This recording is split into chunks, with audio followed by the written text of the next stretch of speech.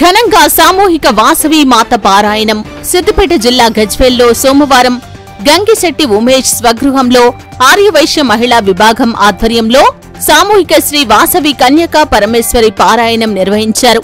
ఈ సందర్భంగా ఆర్యవైశ్యులు మాట్లాడుతూ వాసవి కన్యకా పరమేశ్వరి మాత ఆర్యవైశ్యుల కులదైవమైన శ్రీ వాసవి పరమేశ్వరి మాత జీవితం స్ఫూర్తివంతమైందని, నేటి యువత వారి స్ఫూర్తిని పొందాలని, శ్రీ వాసవి కన్యకా పరమేశ్వరి కరుణా కటాక్షాలతో అందరూ బాగుండాలని ఆకాంక్షించారు.